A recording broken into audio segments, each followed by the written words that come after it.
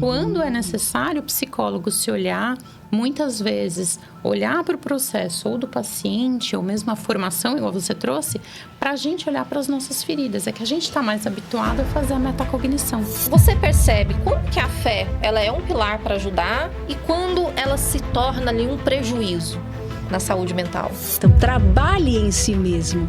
Porque você trabalhando em si mesmo, aquilo que o outro te provoca, que é seu, Sim. vai fazer você uma pessoa, gigante nessa vida.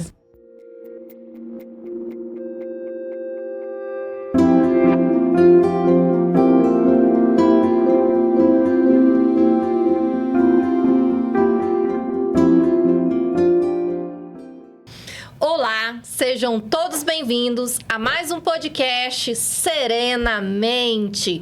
Hoje falaremos sobre saúde mental e muito mais. Já curta, compartilhe esse episódio, porque hoje promete. E aí, Lu? Quem que está conosco hoje e o tema? Gente, hoje eu tô muito feliz porque a gente tá recebendo uma amiga super querida minha, doutora Andréa Possato, psicóloga super gabaritada. É uma honra recebê-la aqui. Ela tem uma trajetória maravilhosa com atuação internacional. É formada em psicologia desde 2002 e a sua base metodológica é a TCC. Olha que coincidência, a mesma que a minha. Terapia cognitivo-comportamental. Então, vamos lá. Ela atende mulheres, casais, adolescentes, famílias e vários profissionais com diferentes realidades. É autora do livro 40 Dias para Mudar a Sua História, que é maravilhoso. Apresentou programas de TV na Band FM, na TV Foz Mulher, podcast New Vibe Mulher, que é incrível. Participou de emissoras como a Rede Record, SBT, Hit TV, TV Novo Tempo e Nuevo Tempo Peru. Gente, é chique demais fazer essa apresentação. Bem-vinda, Déia. Ai, muito obrigada pelo convite. É um prazer estar com vocês, viu? Muito bom mesmo. A honra é toda nossa. E com toda essa apresentação, Andréa, nos conte um pouquinho como que começou essa trajetória na psicologia. Vamos lá. Bom, eu estudei em colégio interno 2 anos, né? Quando eu tinha 16, 17 anos. E aí eu tinha na cabeça assim, o que eu vou fazer, né? De faculdade. E aí eu tinha psicologia e tinha educação física. E eu era muito boa em esportes. Só que não era suficiente para eu ensinar, porque eu pensava assim, eu vou fazer educação física e vou roubar o time ali, né, do pessoalzinho, e eu vou começar a competir entre eles, então não vai dar certo. Aí eu falei assim, bom, eu vou fazer então psicologia. Eu tive psicologia 2 anos na própria escola. E aí eu falei, vou fazer psicologia. Na época, parece que as pessoas gostavam muito de falar comigo. Então, ao meu ouvido era bastante atento. Eu falei assim, olha, esse negócio é legal. Gostei. E aí, acabei entrando em 1998. Olha quanto tempo, hein? Gente do céu. Faz tempo, não é da época de vocês. Tenho certeza que não. Imagina. Tenho certeza.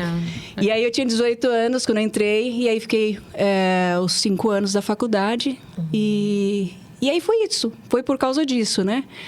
Mas eu diria para vocês que eu acho que eu fiz psicologia não somente por ouvir, mas talvez por querer me entender.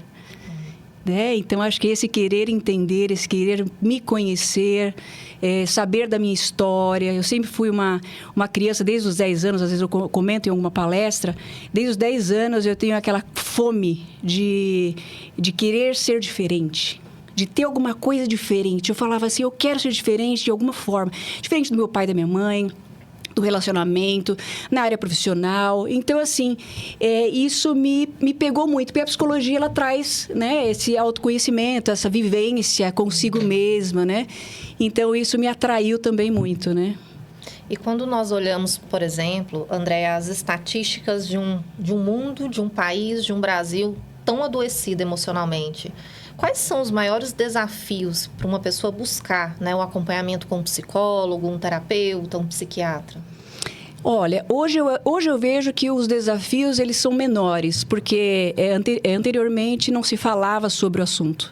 Então, o desafio era a pessoa olhar para si, ver que tem as suas dificuldades, as suas necessidades, os seus problemas emocionais e não ter esse acolhimento. Hoje está um pouco mais facilitado, embora muitas pessoas ainda tenham um pouco de resistência para estar buscando ajuda, buscando, né, resolver seus conflitos pessoais. Mas eu vejo que é o que eu falei. Eu acho que a mídia, os artistas têm falado muito a respeito. Então, isso tudo traz, de alguma forma, a possibilidade de as pessoas buscarem ajuda, né? Então, diminui, na verdade, o desafio, né? Mas eu acho que o desafio é a pessoa poder buscar, a pessoa poder ir atrás, né? Então, talvez algumas pessoas tenham mais dificuldade. Aí vai da família poder orientar, né? De repente, aqueles que estão próximos, né? Poder ajudar de alguma forma, para que essa pessoa possa ser leve, livre, né, de emoções carregadas de traumas, né? Mas você acha que isso daí está mais ligado aos centros urbanos, assim, do tipo São Paulo, Curitiba, Rio de Janeiro, enfim, grandes centros urbanos têm menor preconceito em relação a buscar um psiquiatra, um psicólogo. Agora, se a gente vai espalhando mais para interior, ali regiões bem afastadas, Nordeste, Norte, pelo menos em consultório, eu vejo que tem uma dificuldade maior. A informação chega para todos, mas o que eu sinto é que tem essa dificuldade, você sente? Eu acho que a barreira que eu vejo não é só de conhecimento, é de vivência. Porque as pessoas que elas têm um conhecimento, elas têm uma vivência, elas se enfrentam de alguma forma, elas têm mais possibilidade de acesso ou vão atrás de acesso. Agora, do contrário, são pessoas talvez mais simples, que talvez sempre foi do mesmo jeito, aquela coisa, meu pai viveu assim, minha mãe viveu assim. É um paradigma, né? É um paradigma. E para que eu vou buscar ajuda? Isso é coisa de louco, né? Então, tem muita coisa ainda. A psiquiatria, né, deve passar muito ainda por isso, né? Às vezes, quando eu falo para um paciente, né, eu falo assim, olha, você precisa buscar a ajuda de um psiquiatra, né? Para eu poder ajudar a dar continuidade. E às vezes eles falam, não, mas como assim, psiquiatra? Aí eu tenho que falar para eles, né, a necessidade da parte química para que haja um avanço na parte psicológica também. Aí eu acabo falando para eles que eu vivencio isso, né, com a parte de medicamento, para que eu possa estar bem juntamente com a terapia que eu faço. Então, isso ajuda um pouco. Então, assim, são informações que uma pessoa de confiança vai passando e vai ajudando, né? Mas tem muita gente que não tem. E eu acho que, às vezes, não tem informação mesmo correta. Não é só de programação na televisão, não tem informação. Às vezes está lá no interior, muito braçal, né? Não querendo dizer que isso é um preconceito, mas é uma questão mesmo de conhecimento, de busca, de prioridade, né? Eu acho que eu acho que tem um preconceito também, e isso para qualquer pessoa, centros urbanos, em qualquer lugar. Que eu brinco assim, eu falo, cara, vocês acham que psicólogo, psiquiatra é tudo igual forno autolimpante, né? Geladeira, frost free. Porque assim, a gente já parte do princípio de que a gente mesmo vai fazendo processo, que a gente não tem depressão, não tem ansiedade, não tem nada, né? A gente se forma e já ganha ali o aval, né, do universo, não tenho mais problema. Pelo contrário, a gente precisa de psicólogo, a gente precisa de psiquiatra, a gente escuta problema o dia inteiro, a gente se cansa também, né? E a gente, muitas vezes, também se impacta com algumas questões. Então, eu acho que o preconceito também vai nisso. Até está no nosso roteiro perguntar sobre essas questões, a gente debater aqui. Quando é necessário o psicólogo se olhar, muitas vezes, olhar para o processo ou do paciente, ou mesmo a formação, igual você trouxe, para a gente olhar para as nossas feridas. É que a gente está mais habituado a fazer a metacognição. Eu acho, Lu, que eu estava refletindo quando eu estava vindo para cá, né? Eu acho que a profissão do psicólogo, do psiquiatra, né, que mexe com a mente, é muito... Não estou falando que as outras não são dignas, mas essa é muito digna. Porque uma coisa é você, por exemplo, um médico, de repente, ele está com uma ferida no pé, ele não vai conseguir atender um outro que está com uma ferida e tudo mais. Mas o psicólogo e o psiquiatra, muitas vezes, e eu estou falando de mim mesmo, estava dilacerada. Então, assim, eu sangrando, né, com muitos problemas, muitas dificuldades, e eu curando também as outras pessoas, né, deixando o meu sangue aqui, né, a minha ferida, enquanto eu estou cuidando e curando, de alguma forma, a ferida do outro. Então, é muito importante a gente exaltar, né, o psicólogo e o psiquiatra, porque são realmente heróis. Eu falo isso porque eu passei por grandes problemas, grandes dificuldades, tive síndrome do pânico, né, por operação, e teve pós-traumático, depressão, né? Então, assim, mas o psicólogo tem isso? Gente, o dentista também que tem cárie, né? Né? O cardiologista infarta. O cardiologista infarta, né? O oncologista tem câncer, né? Mas eu acho que é importante a gente poder observar que nós somos humanos, né? E o psicólogo é humano. E aí, quando é o limite de a gente buscar, né? É quando a gente não está conseguindo dar conta, né? Então, assim, não deu mais, não deu conta, assim. Eu acho que antes de não dar conta, né? Mas não deu conta ali, você tem que buscar estancar o seu sangue para você poder ajudar de forma muito mais eficaz aquele que está sendo ajudado, né? Você sabe que tem uma coisa que eu falo, tenho falado ultimamente para paciente, que a gente tem fases, né? A gente vai contando as metáforas. O paciente assim, puxa vida, mas eu cheguei aqui na sessão, mas eu não sei, eu acho que eu não estou precisando tanto. Daí eu falo assim, você tem faxineira para tua casa? Não, eu limpo sozinho, não tem problema. Você limpa, né? Limpo. Então, não, eu tenho faxineira. Então, tá. A tua casa limpa sozinha? Não. Mas bagunça, não bagunça? Você deixar a janela aberta, vai ter pó, né? Então, psicólogo é um nome bonito que deram para faxineira. Mas é faxineira de uma parte que você não olha, que é teu emocional, que é teu mental, que é psicológico. Maravilhoso. E você faz uma bagunça danada todos os dias. Então, você não precisa estar de língua de fora, caidaço, para procurar terapia. Porque você precisa de faxina uma vez por semana, uma vez a cada 15 dias. Só para organizar, colocar as coisas que você tirou da gaveta. Você precisa colocar de volta, você precisa limpar o chão, botar um cheirinho.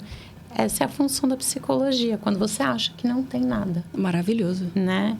Então, aí explica. Metáfora. É isso. E a gente também precisa, caramba, a gente faz bagunça na nossa casa interna. É isso. Com certeza. Né? Não é porque a gente limpa a casa do outro, a faxineira também tem que limpar a casa dela. Tem. Ela volta e a gente até acha, nossa, a casa da faxineira deve ser incrível. Você sabe que eu vi uma frase outro dia que a sua terapia vai até onde o seu terapeuta fez terapia. Algo assim. É isso. Né? Então, eu acho que é isso. É você poder usar da ferramenta do seu autoconhecimento, né? Para que você inclusive, não transfira para o seu paciente ou não se identifique tanto, porque eu acho que essa neutralidade também é uma coisa tão boba, né? Que eu escutei a vida inteira na faculdade, que não existe neutralidade nenhuma, né? Mas que o que poderia ser a neutralidade? Se estiver, de alguma forma, interferindo no seu paciente e terapeuta, é você levar para a sua sessão, porque você não vai ajudar mais do que aquilo que você abasteceu na terapia, né? Então, eu acho que isso é importante, é relevante, né? E, por exemplo, o pessoal que nos assiste, se você pudesse pontuar aí 3 tópicos que levantam a hipótese de um adoecimento emocional, quais seriam aí os pontos de destaque para quem está em casa poder levantar essa bandeira? Estou precisando de cuidado. Tá, um adoecimento emocional. Eu acho que quando você passa por cima de você mesma, você está começando o seu adoecimento. Então, quando você não sabe dizer não, é o primeiro ponto que vai fazer você dizer sim para aquilo que você não quer e vai adoecer, porque de alguma forma o seu corpo vai sentir, porque a raiva vem, eu não queria estar aqui mesmo, que saco, né? Que coisa que eu estou aqui. Então, o seu corpo vai ficar com raiva e aí você desenvolve tudo isso dentro do corpo, né? Então, eu acho que esse seria o primeiro ponto. O segundo ponto, talvez, que eu colocaria seria da pessoa poder expressar. Então, o expressar, ele é importante. Expressar faz parte do colocar para fora aquilo que está machucando, aquilo que está ferindo, né? Então, acho que esse seria um ponto importante, né? Expressar para qualquer pessoa, né? E o outro eu deixo para vocês. joga a bola e dá aquele pã. A gente não sabe o que responder, porque a gente tá te ouvindo e a gente não sabe. Olha como é que ela faz pra gente. Era só pra fazer pegadinha. Era fazer pegadinha. Haha, não tá prestando atenção na entrevista. Não, é assim, ó. Essa questão da neutralidade, eu fico pensando, que baita de uma balela que é essa, né? Não tem como ser neutro, gente. Não tem como. Tanto é que na faculdade eles falam, olha, se o paciente te impacta muito, você encaminha pro colega. Se eu fosse neutra, isso não precisaria nem ser falado na faculdade. Então, eu tenho meu limite terapêutico. E isso tem que ser respeitado. Caramba. É aonde eu consigo cuidar desse paciente, é me cuidando também. Tem essa diferença da neutralidade, que é uma coisa que, na minha opinião, também não existe, porque é humano cuidando de humano, então não é máquina. Exato. E até a máquina, vamos ter as dúvidas se tem essa neutralidade ou não é? Os filmes de ficção científica que o diga, né? Muito. Mas eu falo sobre saúde mental, né? O que você trouxe há pouco. Se é um profissional que está com a sua saúde mental em dia, ele vai conseguir conduzir bem, mas isso não significa neutralidade. Exatamente. Né? É que eu acho que coloca neutralidade na mesma caixinha do não julgar. Uma coisa não tem nada a ver com a outra. Sim, bem diferente. Não é não julgar, é bem diferente. Sim. Eu não posso julgar o meu paciente. Né? Eu tô ali de mão dada com ele para ajudar a caminhar. Ele precisa querer também. O paciente vem, meu processo terapêutico deu errado. Não deu, não. Quem deu errado foi você, que você não seguiu o que a tua psicóloga falou. Isso, exatamente. Psiquiatra. Tua rede. Mas eu vou falar uma coisa. Agora eu vou perguntar para vocês. Pergunta. Isso aqui vai pro ar, né? Claro que vai. Então tá. Viu, Bia? Mas vocês acham que a gente não deveria ou a gente julga o paciente? Você acha que a gente não tem os nossos valores e princípios e que julgamos? Julga. Claro que julga. Eu acho que sim também. Só que assim, a gente julga e a gente consegue se frear. Fala, oxe, para de ser louca. Isso, exatamente. Vamos lá, a história do paciente. A gente julga, claro que julga. Só que a gente não pode imprimir esse julgamento na hora da sessão. Isso, exatamente. Né? Exatamente. Então, a gente consegue fazer aquele... Acho certo, acho errado. Eu quem? Eu, Luciana. Só que aqui quem tá é a psicóloga. Então, vamos lá, vamos lá. É diferente dos meus valores dos valores do paciente. Claro. Né? Existe esse abismo muito grande. Eu posso ter aquela mesma situação, mas uma conduta diferente. Porque serve para clícia, ser humano clícia. Mas eu vou orientar o paciente a isso? Não. Né? A história de vida dele. Mas aí que tá, que a gente falou da neutralidade, né? Então, aí vai de você ter a sabedoria de falar assim, isso aqui, isso aqui bateu aqui, deixa eu ver. Isso aqui é meu, isso aqui é do outro, então eu vou tratar isso aqui que é do outro. Isso é legal. Você leva isso que te impactou para tua terapia. Exato. Porque aí é seu, você tem que trabalhar isso, exatamente. Exato. Isso que é legal. A gente vai se limpando. Exato. Né? E fala-se sobre adoecimento, né? E o contrário, se você pudesse aí linkar pontos de inteligência emocional, né? Como ter uma saúde emocional? Como ter uma saúde emocional? Isso. Eu vejo que a saúde emocional, conforme Daniel Goleman, ele fala, né, que tem alguns pontos importantes, que é o conhecer você, esse é o primeiro autoconhecimento, é fundamental. Ele fala também de um outro ponto, que é a parte de socialização, é você saber se socializar, é você saber... se colocar numa situação, sair de uma situação, né? Ele fala da automotivação. Então, a inteligência emocional, ela tem muito isso, né? Então, eu vou me motivar com aquilo que eu desejo. Não é o outro que me traz a motivação para que eu faça alguma coisa. Eu gosto, então eu faço. Então, e ele coloca mais uns 2 pontos, que agora eu não estou me lembrando, mas que são pontos que faz com que a pessoa ela tenha essa inteligência emocional e saiba como lidar com as diversas situações da vida. Porque sempre vai demandar, as nossas relações vão demandar a nossa inteligência. E eu acho que a forma de pensar, e eu sempre trabalho com meus pacientes, a forma de pensar. Então, a forma de pensar é que vai fazer com que eu tenha uma emoção e eu tenha um comportamento. Então, se eu estou tendo uma emoção de raiva, eu vou ter um comportamento explosivo e agressivo. Logo, se eu tiver um pensamento que me traga... Poxa vida, isso aqui não depende de mim. Isso aqui eu não tenho controle, né? Logo, eu tenho uma emoção de tranquilidade, né, de leveza. E eu tenho um comportamento mais adequado. Né? Então, quando eu faço isso, essa análise, eu estou extremamente inteligente emocionalmente. Né? Eu estava com uma pessoa esses dias agora, não vou nem falar o nome, mas que era uma pessoa que é muito difícil, muito, muito difícil, e queria me desestabilizar. Muito, muito, muito. Só que eu olhei e falei assim, gente, esse problema é meu? Não. Essa pessoa, o que ela tem de acrescentar mais, as coisas que faz, o que é? Nada. Então, assim, eu tô numa família que, para mim, tá tudo legal, tudo bem, mas essa pessoa específica não tá falando comigo, não quer, né, nem olhar pra minha cara, nem meus olhos. Eu vou ficar brava, eu vou perder meu dia, eu vou perder... Não vou, e não vou mesmo, não vou. Excelente. Então, o que eu falo? Isso é inteligência emocional. É a gente poder observar o que é meu e o que é do outro. E uma coisa que eu falo aos meus pacientes muito é assim, a pessoa fala assim, mas eu não sou boa nisso, eu não sou boa naquilo. Eu falei assim, você tem que checar a realidade. Mas ninguém fala que eu sou boa. E você precisa de alguém para falar que é boa? Precisa de alguém para te validar, caramba. Eu falo o seguinte, essa é a coisa que eu mais falo aos meus pacientes. Falar o seguinte, se alguém chegar para mim e falar assim, você é uma péssima motorista, eu vou olhar para a pessoa e falar assim, que pena, você não me conhece. Né? Porque eu sei quem eu sou. Agora, se a pessoa fala assim, você é uma excelente motorista, tá bom, eu já sabia, mas muito obrigada por você ter falado.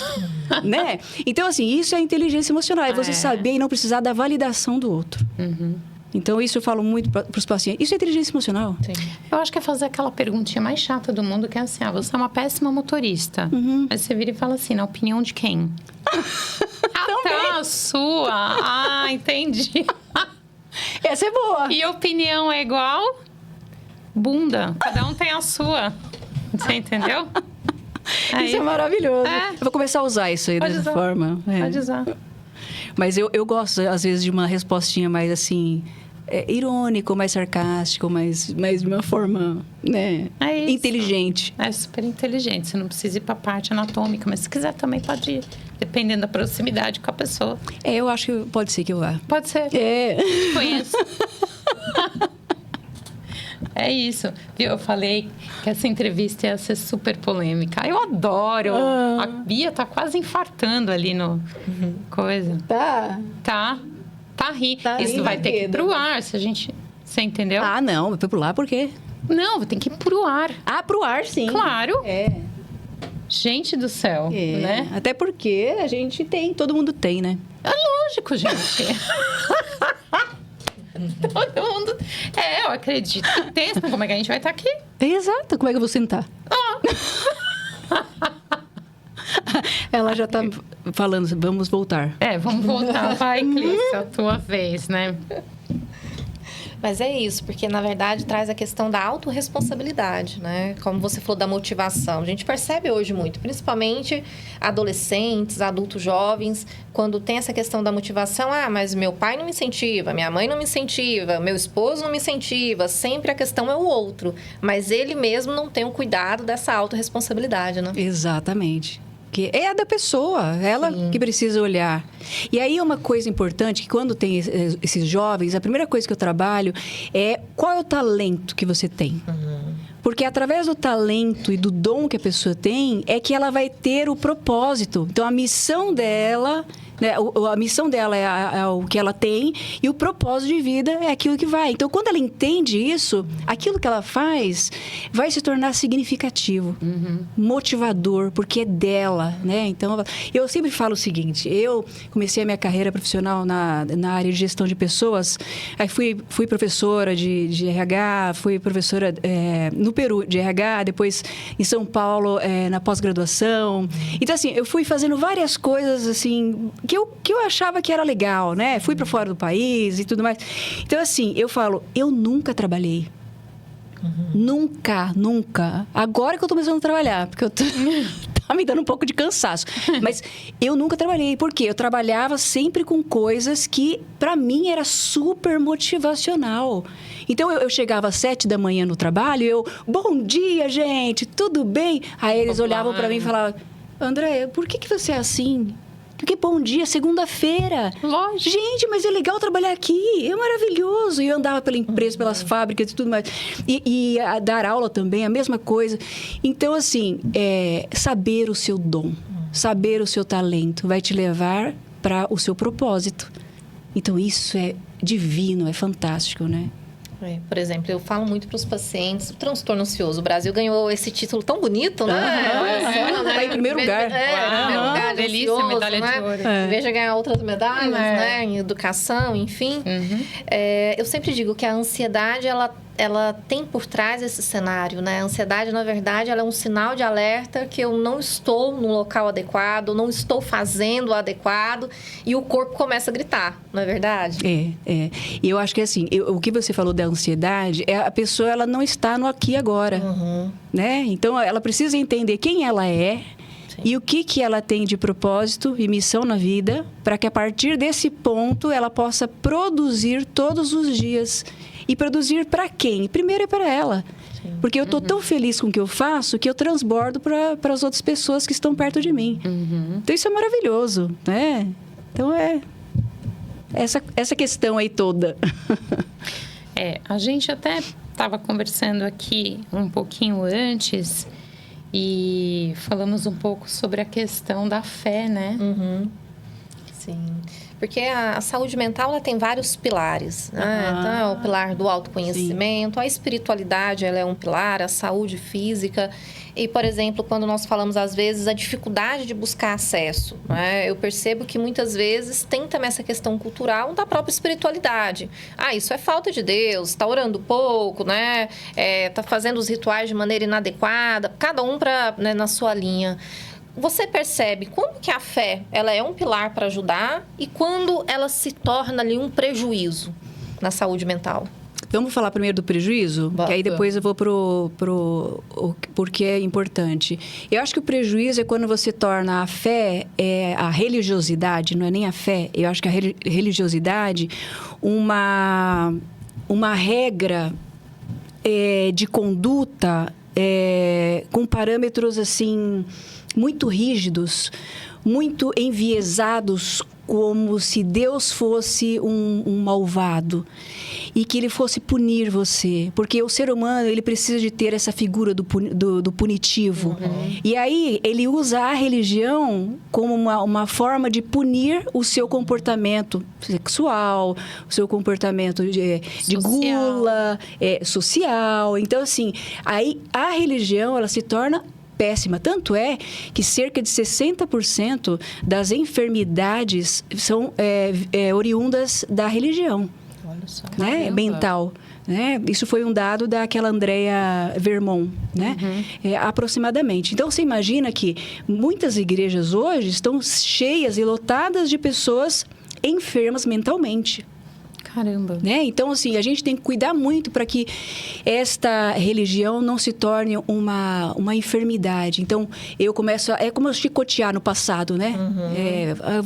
Eu tenho que me purificar dos pecados, né? Então, a gente tem que ver isso muito, muito sério, como até saúde pública, porque realmente tem igrejas que fazem muito, né? Na verdade, a maioria. Né? Então, eu vejo isso como muito maléfico. Agora, o lado positivo que eu vejo, que eu falo para meus pacientes muito, é o seguinte: nós somos social, físico, mental e espiritual. Então, nós somos uma cadeira.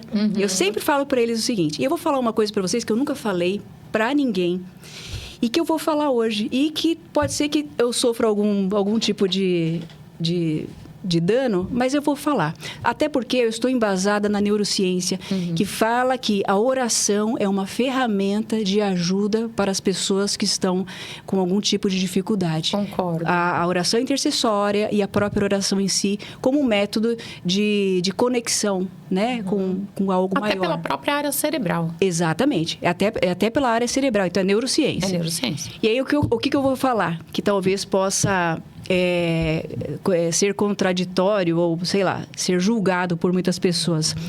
Todos os meus pacientes, todos os meus pacientes, quando eles vêm até mim, eu falo desse pilar e eu falo assim, bom, aqui é o seu querer, sou eu, que eu tenho o conhecimento, E aquilo que você não pode e aquilo que eu não posso, diante deste pilar que eu acredito ser importante, tem um Deus. E eu quero, se você permitir, eu falo, se você permitir, nós começarmos o nosso atendimento no começo e no final com Deus. Então eu faço uma pequena oração no começo e outra no final. Eu não tive um paciente que não teve resultado, porque em muitos momentos eu senti que Deus ele esteve ali, presente. Então, não é uma questão que eu vejo de doutrinar. Eu não doutrino ninguém. Eu não fico falando na terapia de salvação, de nada disso. Mas eu acredito neste poder. Inclusive, eu tive um ateu, que aí eu falei assim, e para você, como que é? Aí ele falou assim, não, eu não acredito em Deus, então tudo bem. Então, eu não vou fazer. E aí, como eu faço muito isso, no final eu falei para ele assim, falei assim, então vamos fazer a oração final? Eu falei, desculpa, fulano de tal, desculpa, é que eu tô acostumada e tal. Não. E no primeira vez, não, pode, se vem de você com palavras boas e tudo mais, pode fazer. E a partir daquele momento, ele permitiu no começo e no final. Então, eu vejo que a fé, ela cura muitas vezes. Só que ela é uma fé saudável, uma fé onde você tem a referência de um Deus de amor. Excelente. E quando fala-se em buscar, por exemplo, o mundo, né, a questão da espiritualidade, da própria ciência, o ser humano hoje, ele fala muito do vazio existencial, né? Ele busca preencher, seja na espiritualidade, seja nas drogas, seja na prostituição. Comenta sobre esse vazio existencial. Aí eu vou ter que entrar na fé de novo, né? Não tem jeito. Então, assim, quando a gente vai... Eu não sei se é Provérbios ou Eclesiastes, ele fala assim... E Deus, ele fala assim... Eu coloquei a eternidade no coração do homem. Então, inevitavelmente, nós temos um vazio. E esse vazio é um vazio existencial, é da existência, da vida. Eu acredito nisso. Até porque, se a gente for observar, a gente vai preenchendo com coisas e a gente nunca consegue preencher. Né? Então, a gente vai indo e não consegue. Então, quando Deus ele fala isso, ele fala assim, olha... Então, eu coloquei no seu coração, né... eu coloquei... Como é que eu vou colocar? Eternidade. A eternidade no seu coração. Então, o que eu falo para vocês? As coisas são eternas? Então, ter um carro é eterno? Não. Mãe é eterno? Não. Filho é eterno? Não. Não. Tem alguma coisa aqui eterno? Não. Quem é eterno? Deus. E aí eu falo o seguinte... Deus, ele colocou a eternidade no coração do homem. E somente alguém eterno pode preencher isso. Então, é aí que entra a grande sacada da espiritualidade. É que este vazio, ele precisa ser preenchido com alguém que é maior. E eu acredito em Deus. Então, esse superior é que faz ter uma completude do que a gente está buscando na vida. É o sentido da vida, né? Então, isso é o que eu acredito muito, sabe?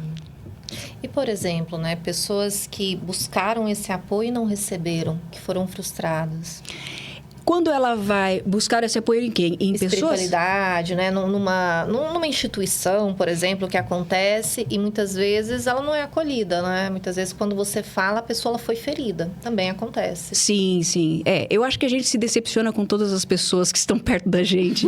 É muito difícil a gente não se decepcionar. Eu acho que eu só não me decepcionei com o meu cachorrinho, viu? Porque às vezes eu dou um chega pra lá e ele chega pra cá, né? Então, assim, sempre nós vamos ter, né? Aí tem duas questões. Uma é você sair e você buscar sozinha, né? E aí ter esse encontro pessoal com Deus. Ou você olhar e falar, a despeito de quem você é, a despeito dessa porcaria de pessoas que estão aqui no meu meio, eu ainda quero fazer parte. Por quê? Porque aquilo que fala me faz sentido, aquilo que canta me faz sentido, aquilo sei lá, o abraço me faz sentido. Então, aí, é nesse sentido, né? Porque é uma comunidade, né? A questão Sim. da espiritualidade, né? O ser humano, ele precisa de se identificar com algo, né? Exatamente. Então, você vê o tempo todo identificar... por exemplo, meu pai ama moto, né? Então, ele tem um grupo dele lá que ele vai passear de moto, né? A espiritualidade é um grupo. Os esportistas também é. Então, tem essa necessidade. Além da questão do espiritual, o estar ali com esse ambiente social saudável. Tanto que a pandemia mostrou isso, né? Exato. Quanto adoeceu, né? Além além da tragédia de morte, a tragédia emocional que a gente vive até hoje, né?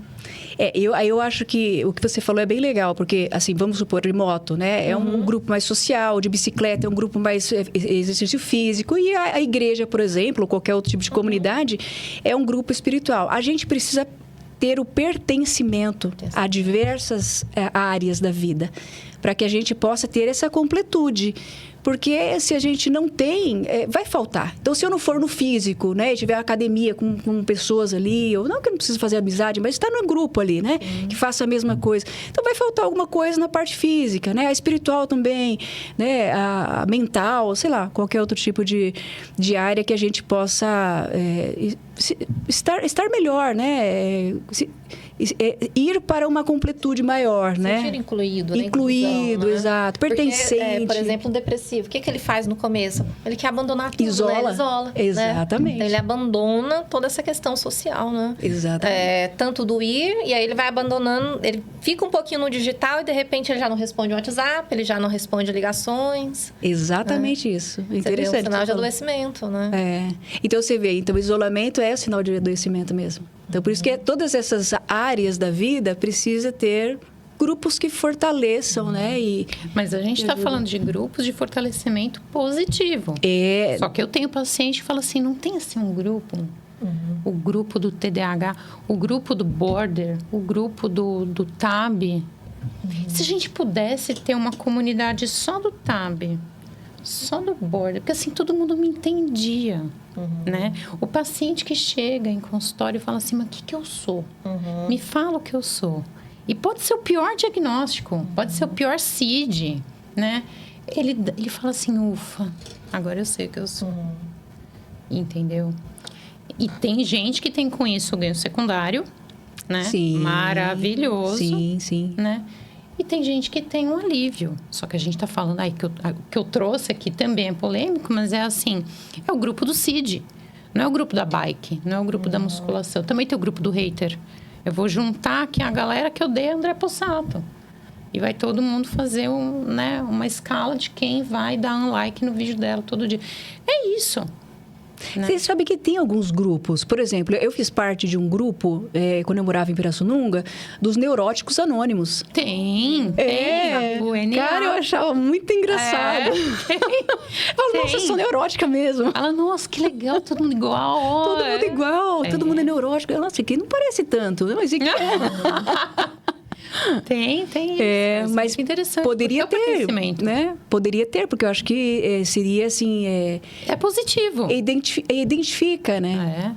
Identifica, porque assim... Você não fica sozinho, né? Fica. Então, se a gente está falando, por exemplo, do Border, a pessoa não entende por que dói tanto a vida. Por que dói? Será que Por que comigo? É justo na minha vez, né? Que dói tanto. Então, se eu tenho um grupo ali, ela vai entender que dói para você, dói para você. Qual é a estratégia que você está usando? Então, eu acho que assim, a necessidade de pertencimento, ela tem dois polos. Sim. Eu pensei numa coisa agora. Tem um lado positivo, pertencimento, mas também a gente tem que ter cuidado com o extremismo. Porque muitas pessoas, elas se fecham nesses grupos também, né? Então, só vou me socializar com o meu grupo da espiritualidade. Só vou me socializar com o meu grupo Border. Ué, não só teve vou, aquele nos Estados Unidos? Vamos todo mundo se suicidar? Olha só. Teve, lembra? O David Koresh. Vamos limpar o sapato e bora. Esse extremo tem que ter cuidado. Porque também... E é uma forma de isolamento, só que em grupo. Exatamente. Sim, né? Continua o isolamento, só que em grupo. Exatamente. E, na verdade, eu vejo que também reflete uma questão atual da dificuldade de lidar com a frustração. Isso. Porque se todo mundo é igual, então eu não vou ser rejeitado lá fora, né? É verdade. Isso, exatamente. E não vou nem precisar mudar também, né? Isso. Não vou precisar mudar. Eu acho que talvez bem acompanhado poderia ser. Mas a pessoa, ela tem que entender que eu acho que participar de diversos... Né? Dessa diversidade, né? Diversidade. Porque é a questão da flexibilização. Né? Exato. Mas olha que interessante. De repente, eu tenho o grupo ali dos neuróticos anônimos. Que prega, venha pra cá, você é neurótico e tal. Só que são pessoas que eu tenho certeza que odeiam ser julgados. Só que eu tenho certeza também que tá olhando na rua e falando assim, não é do nosso grupo. Vamos ver se entra ou se não entra. São os primeiros que julgam. Mas eu acho que sempre vai ter isso. Sempre. É a história que a gente começou, neutralidade, ausência de julgamento. A questão toda é, você vai sentir TCC. O que você vai fazer com isso? Pensamento que limita ou não, né? Mas você sabe que você falando isso, eu sempre tive uma questão interessante que é assim, por exemplo, a igreja é muito rígida. Então, tem igrejas que são muito rígidas, a gente até comentou, né, sobre as igrejas. Mas aí vamos para outra igreja mais light, que é dos inclusivos, né, da inclusão e tudo mais. Vamos supor que vai uma pessoa dessa igreja que é rígida para essa igreja, né, com cabelão e tal, e vai lá dentro. Será que ele não vai ser julgado também? Claro que vai. Exato. Então, assim, a gente muda só de um grupo para o outro, não é? Não, e é assim, você quer fazer parte do meu clubinho aqui da igreja? Então, você corta o cabelo, ou então você faz... É tudo igual. Sabe? Você só vai escolher em qual turma você se encaixa. Exatamente. Acabou. Gente, é loucura grupos, né? Trabalhar grupos. Ai, você é da turma que coloca cílio. Você é da turma... Não é?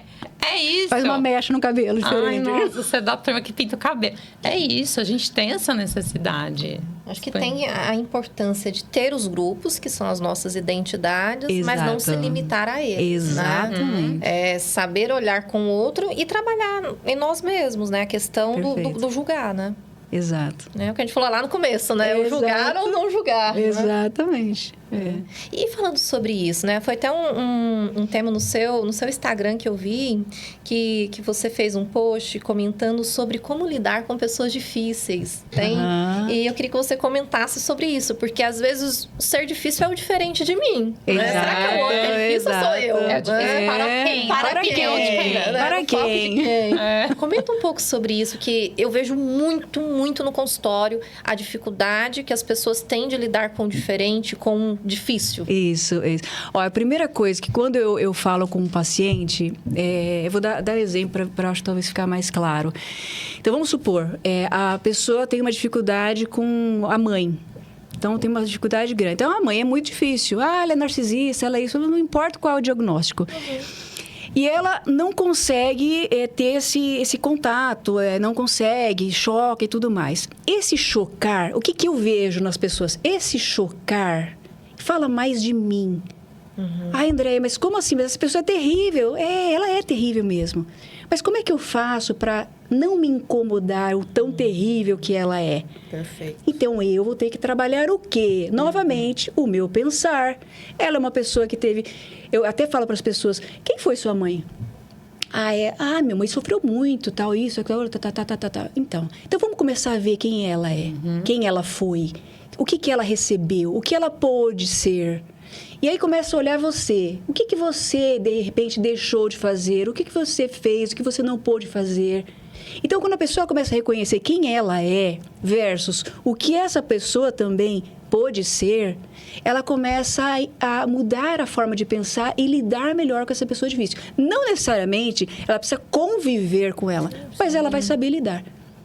Então, assim, ela é minha mãe, não tem como. Eu vou ter que saber lidar com ela. Então, eu vou saber lidar. Mas como? Através da minha forma de pensar. É igual eu estava falando para vocês dessa pessoa difícil. Extremamente difícil, né? Com a família toda, é uma coisa, assim, catastrófica. Mas como é que eu tenho que lidar com isso? É eu que vou ter que lidar com esse difícil. Então, se ele está alterado, se a pessoa está alterada, se ela está gritando, eu tenho que saber como falar. Porque se eu não gosto de grito, eu não vou gritar. Então, parte de mim. Ô, fulano, então, mas... várias vezes eu fiz isso. A pessoa começa a gritar comigo. Mas por que você está falando alto desse jeito? Por que está... Eu fiz alguma coisa que está... Quê? O quê? Então, mas eu não estou entendendo o que você fez. Eu sou cara de sonsa, né? Lógico. Né? Cínica. Então, aí começa o quê? Nivelar no meu. Então, o difícil, ele se torna agora no meu patamar. Para quê? Para que eu tenha uma conversa de gente adulta, né, gente? Sim. O difícil, o que é o difícil? Ele está na infantilidade, ele está na infância.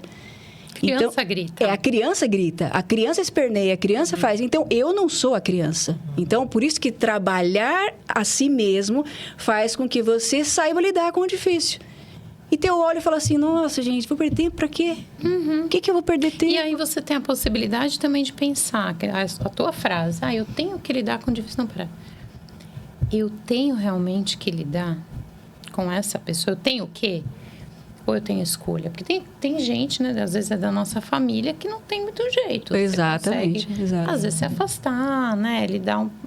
Encontrar um pouquinho menos, ficar menos tempo. Mas às vezes não dá. Então, eu tenho que lidar? Beleza. Aí eu tenho escolha. Eu não tenho que lidar? Abre o armário e vai pra Nárnia. Deixa a pessoa falando sozinha. Agora, uma coisa eu falo para meus pacientes. Eu acho que talvez eu seja rígida com relação a isso, porque eu acho que talvez eu tenha aprendido isso. E eu falo assim, conviva com esta pessoa, não necessariamente o tempo inteiro, mas conviva com esta pessoa até você olhar e falar, nossa, não me incomoda. Olha só. Cara, é batata. As pessoas olham, vão para os lugares lá e assim, nossa, gente, ela falou tanta coisa e ó, nem tchum, gente. Foi uma coisa assim que eu. Agora você pode fazer o que você quiser. Marido e mulher, eu falo exatamente isso. Ah, eu não aguento mais. Uma pessoa chegou para mim e falou assim: eu quero me divorciar. Falei, tá bom. Então vamos primeiro começar o divórcio. Então, o que ele faz para você? E que você depende dele. Ele me leva como se fosse Uber para todo lugar. Então, vamos parar com isso. Vamos parar de ser Uber. Começa daí. Voltou pro marido. Meu Deus do céu. Olha a simbiose. Né? Então, assim, é você entender que algumas coisas são suas, não é do outro, né? E isso que você trouxe há pouco, eu acho muito interessante, do lidar com a pessoa difícil, porque eu vejo, por exemplo, hoje, essa geração, 30, 40, 20 anos, né? Essa turminha, por exemplo, na vida profissional. Então, no mundo executivo, no mundo em que nós temos que lidar com várias pessoas, às vezes tem um chefe que é difícil, tem um colega que é difícil. Claro que existem situações e situações, mas eu vejo que uma repetição de comportamento. A pessoa ela está escalonando na carreira, teve alguém ali difícil, uma relação interpessoal, ela abandona o emprego e volta para a estaca zero, né? Porque ela sempre fica nesse processo de fuga, ela não aprende ali a contornar, né? Mas a vida, ela é um videogame. Se você não passa de fase, você volta. Fica patinando. Então, eu falo para as pessoas, às vezes, eu atendo adolescente, e aí eu falo, olha, isso aqui, mas eu não quero lidar com isso, eu não quero. Não tem problema. Se você não lidar agora, lá na frente você vai ter que lidar, porque a vida é essa, ela volta para aquilo que você não passou. Não resolveu. Então, por isso que a gente tem que realmente, se tem uma coisa difícil, eu tenho que lidar com isso. Então, eu sou super favorável. Às vezes, as pessoas, elas falam pra mim, você é louca, Andréia? Um dia, um menino falou pra mim assim, eu fiquei meio de mal com a minha chefe. Eu falei, então, agora manda um chocolate pra ela. Aí ele, você tá louca? Eu vou mandar eu não vou mandar nada. A outra brigou com a vizinha, mandou chocolate, pegou o chocolate pra ela e ficou muito bem. Então, assim, não tô falando que existam casos que são, né, claro, que a gente tem aqui. Né? Exatamente, né? Mas, assim, o que eu quero dizer, trabalhe a si mesmo em relação ao outro. Então, trabalhe em si mesmo. Porque você trabalhando em si mesmo, aquilo que o outro te provoca, que é seu, vai fazer você uma pessoa, gigante nessa vida. Sim. E se nós vemos, né? Por exemplo, repetindo em ambientes diferentes. Meu chefe é problemático, meus colegas são problemáticos, meus amigos são problemáticos, minha família... Opa, será que é o mundo que é problemático ou é o alecrim dourado, né? Exatamente. Que precisa ali se reformular, né? Mas eu faço as pessoas irem neste ponto. Quem que é o problemático, então? Sim. Aí a pessoa, sou eu? O que você acha? Né? Então... Não, eu acho incrível. A pessoa vai pra terapia pra descobrir que o culpado é ela. Não, eu falei num outro podcast, eu falei que teve uma mulher que ela chegou pra mim, ela não fazia o que eu falava, não fazia. Eu falei assim, olha, você tá tão bonita. E ela assim, toda assim, né? Obrigada. Eu falei, então, pega todo esse dinheiro da terapia e aí você coloca tudo no cabeleireiro. Aí, mas por quê? Porque tudo que eu tô falando pra você, você não tá fazendo. Então, é melhor você pegar e ir pra lá. Porque lá, eles vão falar o que você quer ouvir. Perfeito. A gente então tem que pagar a terapia pra ouvir isso? Eu falei, não. Se você quiser, você pega o dinheiro e leva lá pro cabeleireiro. Acabou. E aí, ela ficou um tempo ali comigo, mas ela conseguiu até entender, né? Então, a questão é o outro poder entender quem ele é. Sim. E é muito difícil, porque bem franco ele fala, as coisas mais duras, 3 coisas. Aço, diamante, eu conhecer a si mesmo. Perfeito. Doloroso. Doloroso demais. Quando você olha e fala assim, você é invejosa. Uma psicóloga falou pra mim que eu era invejosa, gente. Eu tenho cara de invejosa? Não. Né? Pois é. Invejosa era ela. Que louca. Mas eu era. Mas faz de conta que não. Mas faz de conta, aqui nas câmeras não. Então, o ex-namorado levantava a mão na igreja. E aí eu falei assim, nossa, mas eu tô... Falei pra ela, mas eu não tô aguentando. Ele toda hora levanta a mão, que chato. Ela olhou bem pra mim assim, Andréia, você não precisa cotovelar ele. Você tá com inveja dele. Olha. Você pode fazer... Porque eu era muito tímida e eu queria falar. Entendi. Então, quando ela falou inveja, eu saí de lá chorando. Falei, meu Deus, Deus... tem mais água? Não, tem aqui ainda. Então tá. Então, eu falei assim, meu Deus, e agora? Como é que eu sou inveja? Eu sou crente. Você é crente que não é Eu invejosa. sou crente, invejosa, não Né? pode. Aí eu olhei pra mim, eu falei assim, ó, então isso é duro. Então isso é uma coisa dura, né? De você olhar e reconhecer que você é orgulhosa, egoísta. E aí eu falo uma coisa que para vocês, que assim, eu já estudei diversos e preciso estudar sempre. Mas eu encontrei 2 coisas que quebrando você é mais livre. É o orgulho e o egoísmo. Nossa, é verdade. Cara, se quebrando o orgulho e o egoísmo, é isso o segredo da terapia da vida. Uhum. Porque o orgulho, o que fala? Eu não vou perdoar ele, porque o que fez pra mim? Isso aqui, tal. Vai perdoar, eu perdoo ele. O egoísmo. Mas ele fez isso. E olha o que aconteceu comigo. Mas ele fez por quê? Olha isso, olha quem ele era, o que estava acontecendo. Olha isso, aquilo outro. Então, assim, é você se desmanchar um pouco, sair um pouco do seu eu e você poder olhar de uma forma diferente a ponto de você perdoar. Gente, isso é muito difícil. Nossa, dói, hein? Dói. Pra caramba. Mas o que você trouxe é o que liberta, né? É. É o que liberta. É o que liberta. E falando sobre essa questão de liberdade, né? A TCC trabalha a questão do conteúdo dos pensamentos. O que você percebe no seu consultório, no dia a dia, pensamentos limitantes? Quais são os mais comuns hoje em dia? Uhum. O que as pessoas geralmente trazem é assim, eu não sou capaz, eu não consigo, sempre vai ser assim. Então, esses pensamentos limitantes, eles paralisam a vida de qualquer pessoa.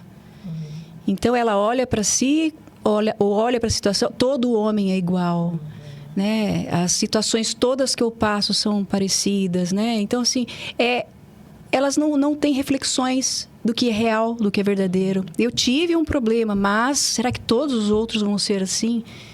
Não, né? Às vezes até a pessoa fala assim, todo homem é igual. Eu falei, então pega qualquer um que tá aí. Uhum. Aí a pessoa fala assim, não, mas qualquer um não é todo mundo igual? Né? Então, as questões limitantes, o pensamento é que trava as pessoas, né? É que não traz paz, não traz leveza para as pessoas, né? São os pensamentos. Para mim, pensamento é tudo. Acho que pode ter qualquer abordagem, mas, cara, pensamento, se eu mudo meu pensamento, eu mudo a minha história. Falando em mudar a história, fala um pouco do teu livro. Então, esse livro, ele começou na África, onde eu morei, no Níger. E ele fala um pouco, são 40 dias, né? Ele fala um pouco do que eu acredito. Então, o primeiro dia é você é orgulhoso, você é egoísta.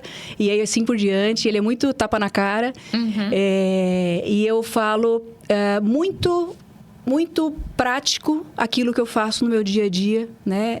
Como psicóloga. E eu terminei ele no Brasil, mas tive Covid na África. Fiquei 14 dias internada lá no hospital.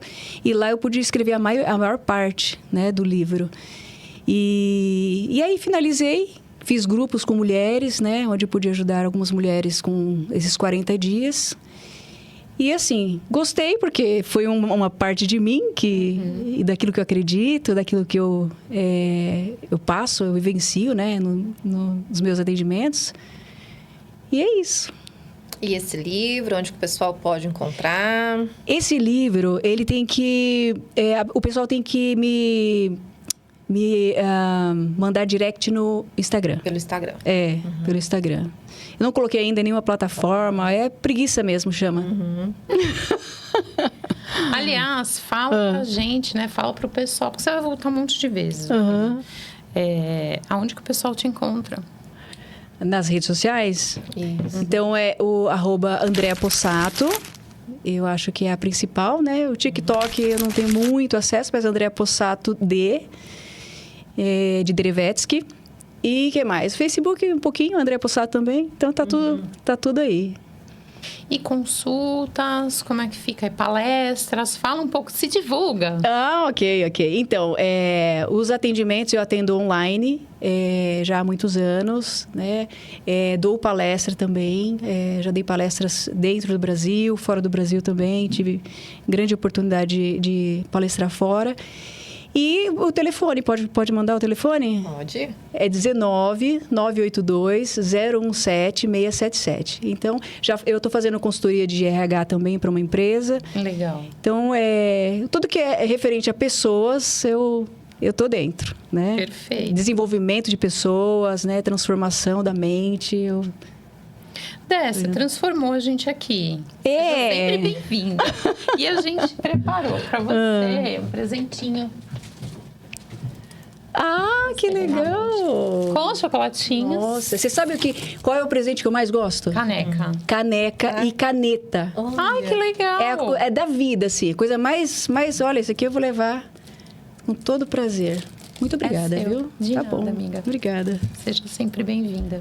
E que mensagem final que você gostaria de deixar para o nosso público aí, que ouviu um pouquinho sobre saúde mental, pessoas? Tá, vamos lá. Eu acho que a coisa mais importante que talvez você precisa entender é que se você não desenvolver na sua área mental, na sua mente, todas as outras áreas vão ficar capenga, vou dizer. Vão ficar debilitada. Então, cuida da sua mente, cuida das suas emoções, cuida daquilo que você precisa para você alcançar aquilo que você foi chamado. Né? Você tem uma missão, você tem um talento, um dom. Então, com essa missão, talento e dom, você pode alcançar propósitos incríveis. Mas se não cuidar da saúde emocional, não tiver inteligência emocional, infelizmente, você não vai alcançar. Então, é isso que eu posso dizer para vocês. E muito obrigada, né? Que Deus abençoe muito o trabalho de vocês e a todo mundo. Muito obrigada também por estarem conosco. Muito obrigada. Obrigada. Você agradeço. É brilhante como sempre. E aí, você que nos assistiu, curta aí novamente, já compartilhou para quem esse episódio e aguardamos vocês. Até a próxima.